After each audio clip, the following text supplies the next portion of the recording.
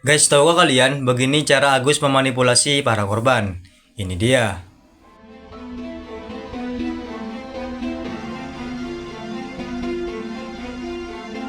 Oke guys, sebelum kalian nonton video ini hingga selesai, ada baiknya kalian subscribe dulu channel ini dan nyalakan tombol loncengnya.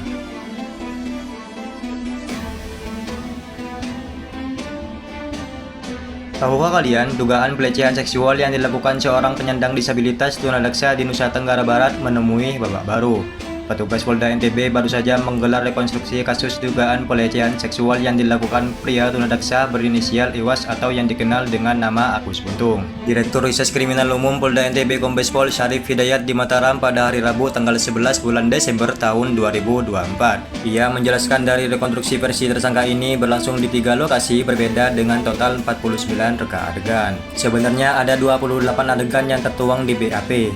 Akan tetapi saat ini berkembang di lapangan ada 49 adegan, kata Kombes Pol Syarif seperti dikutip dari Antara. Perubahan jumlah reka adegan ini menyesuaikan dengan perkembangan perbuatan tersangka saat berada di 3 lokasi kejadian.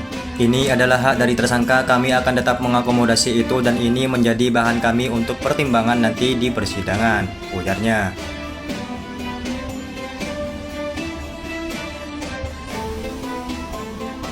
Adapun dari 3 lokasi di Kota Mataram yang menjadi tempat pelaksanaan rekonstruksi yakni di Taman Udayana dan area pinggiran Islamic Center yang menjadi tempat perkenalan tersangka dengan korban. Lokasi ketiga di salah satu tempat penginapan yang menjadi tempat tersangka mengeksekusi korban untuk perbuatan persetubuhan. Untuk lokasi homestay tempat penginapan itu sendiri ada 2 versi. Versi dari korban yang lebih aktif ialah tersangka sendiri, baik dari membuka pintu, membuka pakaian korban maupun pakaian pelaku. Sementara itu, dari versi tersangka itu yang aktif adalah korban, ucap dia. Dalam kegiatan yang berlangsung sekitar 3 jam tersebut, turut hadir Wakapolda NTB Brigjen Pol Ruslan Aspan bersama sejumlah pejabat utama Polda NTB, hadir pula tim pengawas internal dari Itwansum Mabes Polri. Polda NTB dalam giat tersebut ikut menyertakan tim Inafis, pihak kejaksaan, lembaga pemerhati perempuan dan anak, serta tersangka Agus Buntung dengan pendampingan tim kuasa hukum. Dengan menghadirkan seluruh pihak terkait, Syarif memastikan pihaknya menggelar rekonstruksi ini sesuai dengan prosedur dan koridor yang ada.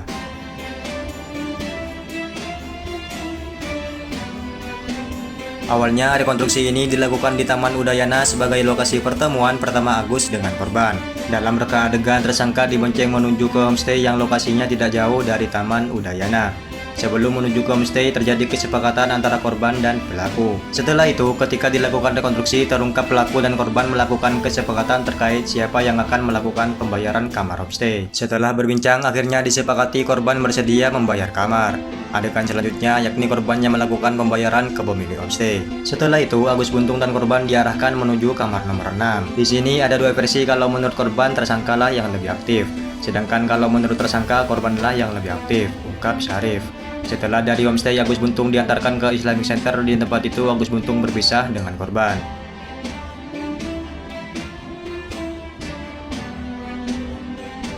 Rekonstruksi kasus dugaan pelecehan seksual yang menjerat Agus Buntung menjadi tontonan warga. Berdasarkan pantauan tribunlombok.com, ratusan warga mengurumuni lokasi rekonstruksi yang merupakan tempat kejadian perkara awal Agus bertemu dengan korbannya. Di lokasi ini, warga berusaha mendekati garis polisi. Hal itu membuat polisi yang berjaga sempat kewalahan. Selain itu, sebagian warga lainnya ikut merekam Agus Buntung yang memperagakan reka ulang adegan. Demikian juga dengan rekonstruksi yang digelar di Nans Homestay, Agus yang dinampingi ibunya dan pengacaranya tak luput dari tontonan warga. Warga bahkan sudah menunggu sejak sebelum rekonstruksi terjadi.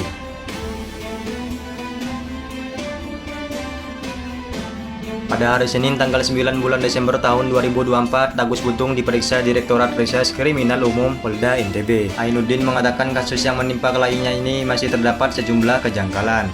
Memang itu ada kejadian, tetapi kejadian itu masih dalam tanda kutip. Kita masih menunggu persidangan di pengadilan, katanya pada hari Senin, dikutip dari tribunlombok.com. Ainuddin juga mengatakan berdasarkan pengakuan Agus kepada perempuan yang diduga menjadi korban, kliennya meminta tolong untuk diantar ke kampus. Sebelum diantar ke kampus, di depan ada adegan mesum oleh orang lain. Si perempuan mengatakan bagusnya adegan yang tadi, ujarnya. Setelah percakapan itu, korban disebut membawa Agus melewati Islamic Center. Di sana korban meminta Agus untuk duduk lebih depan. Ditanya oleh korban di mana tempat yang bagus untuk melakukan itu.